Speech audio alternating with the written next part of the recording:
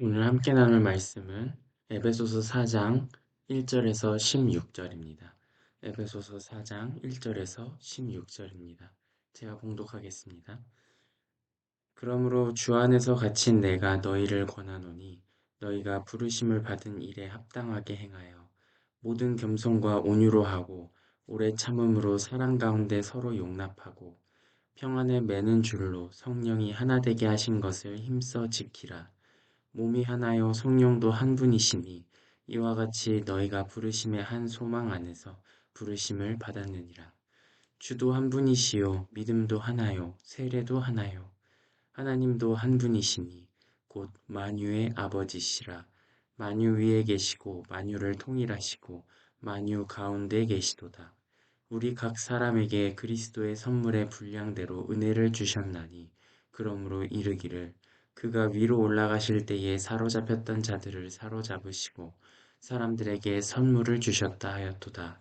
올라가셨다 하였은즉 땅 아래 낮은 곳으로 내리셨던 것이 아니면 무엇이냐. 내리셨던 그가 곧 모든 하늘 위에 오르신 자니 이는 만물을 충만하게 하려 하심이라. 그가 어떤 사람은 사도로 어떤 사람은 선지자로 어떤 사람은 복음 전하는 자로 어떤 사람은 목사와 교사로 삼으셨으니 이는 성도를 온전하게 하여 봉사의 일을 하게 하며 그리스도의 몸을 세우려 하심이라.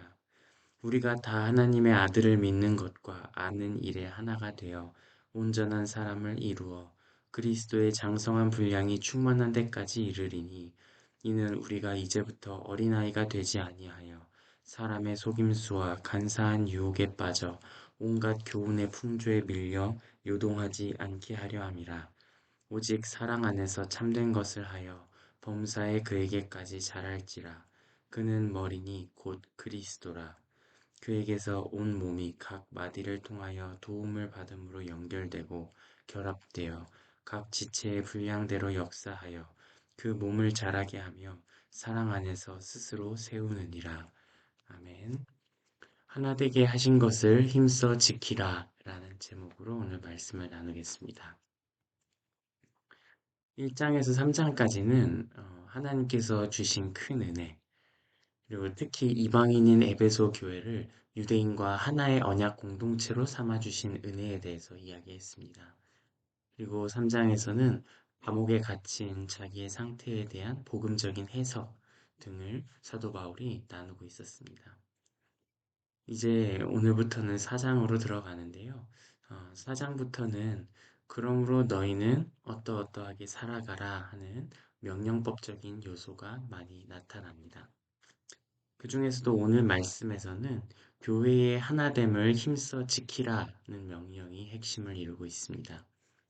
이미 2장 후반부에서 사도 바울은 어떻게 하나님께서 이방인을 불러서 유대인과 화평하게 하셨는지를 이야기했었습니다. 사실상 그 선포는 정체성이 이미 변화했다는 선포였습니다. 이 선포는 하나님으로부터의 선포이기 때문에 우리가 사람으로서 어떤 난리를 피워도 그 정체성에는 변할 것이 없다는 의미이기도 합니다. 그러면 왜 오늘 말씀에서 사도 바울은 다시 한번 힘써 지키라 라는 말을 하는가? 이런 질문이 생길 수도 있죠. 오늘 말씀을 자세히 보면서 하나씩 생각해 보면 좋겠습니다. 1절은 그러므로 주 안에서 갇힌 내가 너희를 권하노니 이렇게 시작합니다. 사도 바울은 주 안에서 갇혔다라는 표현을 사용함으로써 3장에서 말했던 대로 자기 자신이 감옥에 갇힌 것을 그것이 사실 하나님의 부르심에 합당한 행함의 결과라고 강조하고 있습니다.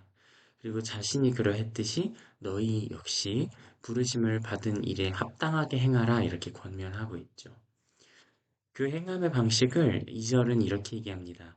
모든 겸손과 온유로 하고 오래 참음으로 사랑 가운데 서로 용납하고 평안에 매는 줄로 성령이 하나 되게 하신 것을 힘써 지키라. 겸손과 온유, 오래 참음으로 사랑 가운데 용납하는 것, 또 평안을 추구하는 것. 이 모든 것들이 결국 성령께서 하나 되게 하신 것을 힘써 지키는 마음의 태도들이라고 이야기합니다. 교회 공동체가 하나 되도록 권면하고 있는 것이죠. 사실 아까 말씀드린 대로 하나님께서 하나 되게 하신 것을 사람이 나눌 수는 없습니다.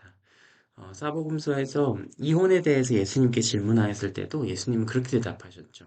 남편과 아내를 하나님께서 하나 되게 하셨으니 사람이 나눌 수 없다. 이건 분명한 진실입니다. 하지만 실질적으로 우리가 살아가는 세상과 우리의 삶을 보면 이혼을 하는 일들도 종종 일어나고, 자주 일어나고요. 또 교회도 종종 분열하는 모습을 우리는 보면서 살아갑니다.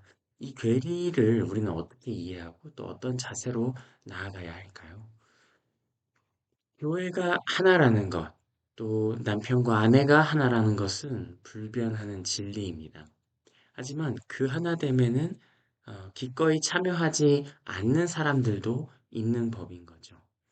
때로는 자기 욕심 때문일 수 있고, 때로는 상처 때문일 수도 있고, 또 그 욕심과 상처들이 버무려져서 때로는 두 사람 사이에, 때로는 공동체 사이에, 어떨 때는 좁힐 수 없는 간극이 생기기도 하는 것 같습니다. 그 때문에 이 하나됨 가운데, 또 화평 가운데, 연합 가운데로 스스로를 열어내는 것이 어려워서 그 연합으로부터, 하나됨으로부터 물러날 수밖에 없는 사람들도 때로는 있는 것이 아닐까 생각해 봅니다.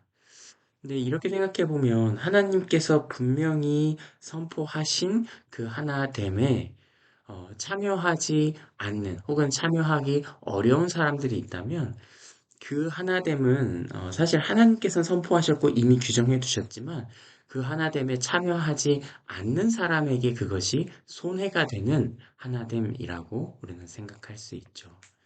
그러니까 성령께서 하나 되게 하신 것을 힘써 지키라라는 말은 사실 사람의 어떠함이 사람의 행위가 성령의 하나됨을 훼손하고 부술 수 있다는 의미로 보기보다는 성령께서 하나 되게 하신 그 연합의 은혜 가운데로 너희는 힘써 들어가라.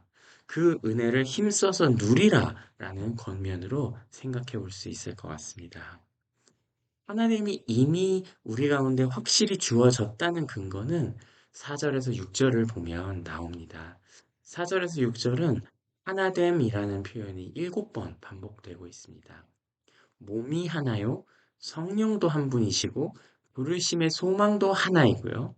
주님도 한 분이시고, 믿음도 하나이고, 세례도 하나이고, 하나님도 한 분이시다. 이렇게 얘기하고 있죠. 몸, 성령, 부르심의 소망, 주님, 믿음, 세례. 이 6가지가 다 하나인데 그 이유는 하나님이 한 분이시기 때문이다. 이렇게 얘기하는 것입니다. 그 하나님은 만물의 아버지이시고 만물 위에 계시고 만물을 통일하시고 만물 가운데 계시는 분이시다. 이렇게 말씀은 소개하고 있죠. 하나님이 한 분이신데 그 한 분이신 하나님께서 만물의 아버지시고 만물 위에 계시고 만물 가운데 계시고 만물을 통일하시는 분이라는 것은 곧 성령 하나님께서 내주하시는 우리 교회 공동체 또한 우리 안에 하나님께서 계시기 때문에 우리 안에 계신 한 분 하나님으로 인해서 우리 공동체가 하나 될 수 있다. 말씀은 이렇게 이야기하고 있습니다.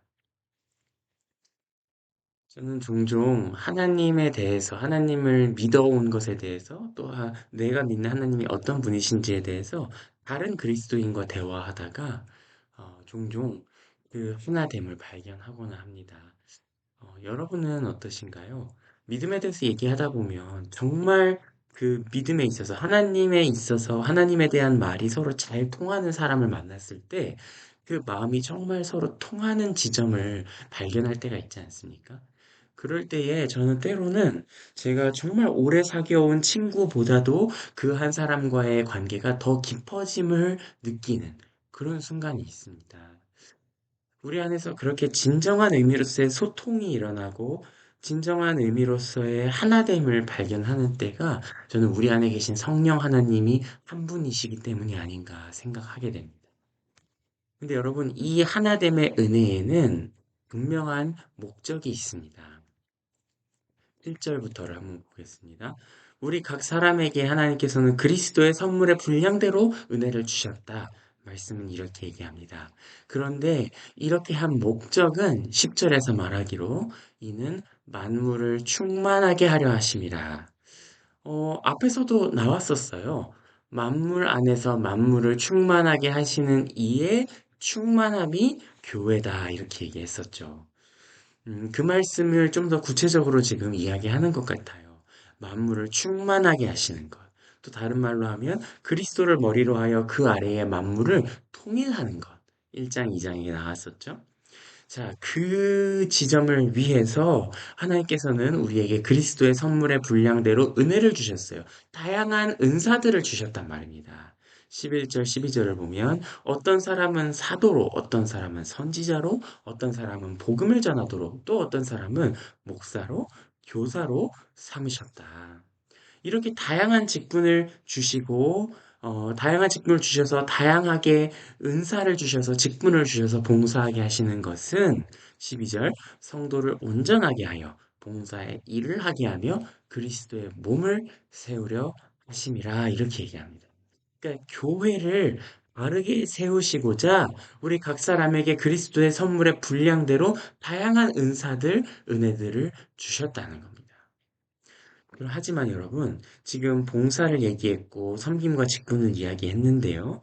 직분과 은사에 대해서 그것이 그리스도의 몸인 교회를 바로 세우라고 주신 것은 맞는데, 하지만 여러분 성경은 이 직분을, 봉사를 일이라거나 과제라거나 노동이나 숙제처럼 표현하지 않습니다. 13절을 보면요. 우리가 다 하나님의 아들을 믿는 것과 아는 일에 하나가 되어 이렇게 얘기합니다. 그러니까 은사, 직분, 섬김, 봉사에 대해서 성경은 그것들이 우리가 해내야 되는 과제거나 의무거나 책임이 아니라 하나님의 아들을 믿고 아는 일이다. 이렇게 얘기하는 겁니다. 우리가 교회에서 다양한 부서에서 다양한 섬김들을 할 때에 우리는 그리스도 예수를 믿고 알아가는 중이라는 의미입니다. 종류가 다양할 수 있죠. 어떤 사람은 유치부에서 교사를 할 수 있고요. 또 어떤 사람은 청소년들을 섬기기도 하고요. 어떤 분들은 주차 관리부를 하시고요. 또 어떤 분들은 식당에서 항상 음식을 준비해서 주일마다 요리를 하시죠. 자, 그런데 이렇게 종류가 다양해도 그 본질은 사실은 하나라는 겁니다. 그리스도 예수를, 하나님의 아들을 믿는 것과 아는 일을 우리가 해내고 있는 거예요. 제가 섬기는 예수양남교회의 이제 담임 목사님이신 정갑신 목사님께서 종종 그런 얘기를 합니다.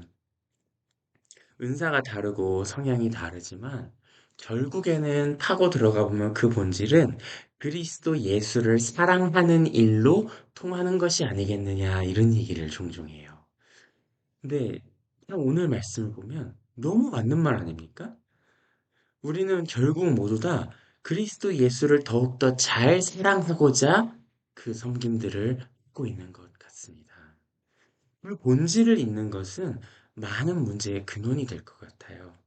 교회를 세워가는 봉사를 함에 있어서 성향도 섬김의 대상도 다양할 수 있지만 하나님의 아들을 믿고 아는 일을 우리가 다 같이 하고 있다는 그 하나됨이 교회를 바로 세우기 위해서는 필수인 것 같습니다.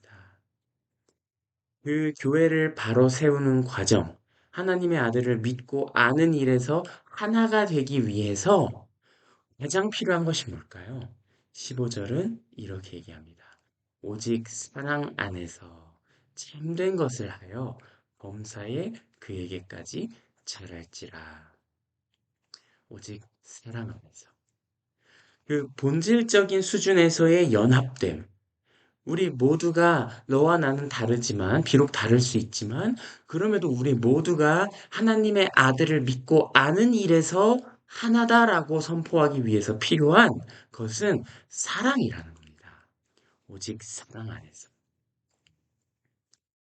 고린도전서 13장이 일명 사랑장인 것은 너무 유명해서 모두가 압니다. 그런데 고린도전서 12장이 무슨 장인지 여러분은 아시나요? 은사에 대한 장입니다. 고린도전서 12장은 다양한 은사들에 대해서 쫙 이야기한 다음에 끝부분에 가서야 너희는 가장 큰 은사를 사모하라 라고 하면서 13장의 사랑 이야기를 하는 겁니다. 무슨 얘기냐면요. 은사는 다양할 수 있습니다. 은사는 다양할 수 있어요. 하지만 그것을 하나로 묶어내는 모든 그리스도인이 구해야 마땅하고 또 구할 때에 모든 그리스도인에게 주어지는 공통된 은사가 있으니 그게 바로 사랑이라는 이야기입니다. 오직 사랑 안에서 참된 것을 하여. 참된 것을 하다 하는 건 진리를 행한다, 진리를 말한다. 하나의 동사입니다. 그래서 사실 우리말에는 없죠. 우리말에서의 진리는 명사거든요. 우리는 진리를 뭐뭐 한다고 해야만 이제 설명이 되지만 사실 원어에서 진리에 대한 동사, 그 하나의 단어는 진리를 행한다거나 진리를 말한다거나 하는 의미를 가진 동사란 말입니다. 진리를 지식으로 생각하지 않는 거죠. 그러니까 진리하다라는 단어인데, 진리하다라는 그 단어 자체가 진리를 지식으로 취급하지 않고 있는 겁니다. 진리를 말하는 것이고, 진리를 행하는 거죠. 그러니까 오직 사랑 안에서 진리를 살아냄으로써 우리로 하여금 그분께까지, 그리스도에게까지 자라나라, 성숙해 가라. 오늘 말씀은 그렇게 권면하고 있습니다. 15절과 16절을 보면 그는 머리니 곧 그리스도라 그에게서 온몸이 각 마디를 통하여 도움을 받음으로 연결되고 결합되어 이렇게 얘기합니다. 그리스도 예수께서 우리 교회의 머리가 되시고 그리스도인에서 그리스도로 인해서 온몸 교회 전체가 그분께 도움받고 공급받고 연결되어서 결합될 수 있다 이겁니다. 음, 오직 사랑 안에서 진리를 행함으로써 그리스도께까지 자라가라 하는 이 말은 그리스도인의 성숙이 단순히 자기의 도를 닦는 것이 아니라는 겁니다. 이거는 기독교의 특징이기도 하죠. 우리가 사랑 안에서 진리를 실천하면서 성숙해가는 과정 전체가 그리스도 예수께서 머리가 되셔서 머리로서 우리를 연결하시고 머리로서 우리에게 공급해 주시는 그분께 의존함으로써만 가능해진다는 이야기입니다.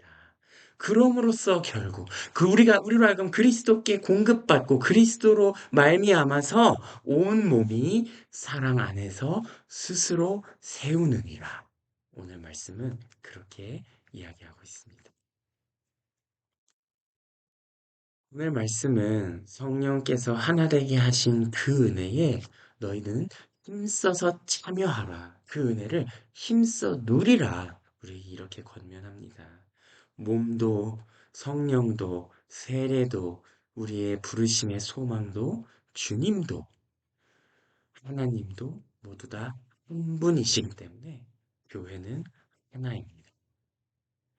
그리스도께서 다양한 은사를 주신 것도 그리스도의 몸인 교회를 세우라고 주신 것인데 그 섬김은 본질적으로 하나님의 아들을 믿고 아는 일이라는 거죠. 교회는 그 지점에서 하나가 되어야 하고 그리스도께서 머리가 되셔서 공급해 주시는 도움, 특별히 그분의 마음인 사랑으로 인해서 진리를 행하면서 진리를 살아내면서 그리스도께로 자라나갈 수 있는 것이죠. 그제서야 교회는 사랑 안에서 스스로 설 수 있게 됩니다. 저만 해도 오늘 말씀을 읽으면서 마음에 찔림이 많이 됩니다. 교회를 하나로 세우는 제가 교회의 일원으로서 교회를 하나로 세웠던 때가 많은지, 교회를 분열시켰던 때가 많은지 돌아보면 저로서는 부끄러울 때가 많거든요. 저의 개인적인 성향, 혹은 욕심, 또 혹은 상처들로 인해서 저는 교회에 도움이 되지 않는 지체일 때가 많았지 않았나 하는 반성을 하게 됩니다. 하지만 때로는 제가 그런 콤플렉스와 그런 자괴감에 빠져 있을 때조차도 하나님께서 교회를 하나로 삼아 주신 그 선포는 변하지 않았고 저 역시 시간이 가면 갈수록 교회의 하나됨의 은혜를 누리는 가운데로 들어가고 있지 않은가 생각해 봅니다. 종종 말씀드리듯이 하나님께서 우리에게 주시는 명령, 특별히 우리의 정체성이 변화했다고 주시는 그 선포는 때로는 우리가 지금 그 안에 있지 않을지라도 우리를 결국에는 그 지점까지 이끌어 가시겠다는 약속의 소망이 됩니다. 여러분들도 지금 어떤 지점에 놓여 계신지 모릅니다. 하지만 분명히 하나님께서 우리를 하나 되게 하신 그 은혜 가운데로 힘써 들어가기 위해서 여러분이 기도하실 때에 하나님께서는 참으로 우리 마음 가운데 사랑을 주셔서 우리가 속한 공동체를 하나 된 교회 공동체로서 바르게 설 수 있도록 인도해 주실 것을 굳게 믿고 나아가시기를 축복합니다. 함께 기도하겠습니다. 하나님 아버지, 오늘 우리에게 주신 말씀을 따라 이미 우리를 하나 되게 하신 은혜 가운데로 우리가 힘써 들어가는 모든 한 사람 한 사람의 그리스도인 되게 하여 주시옵소서.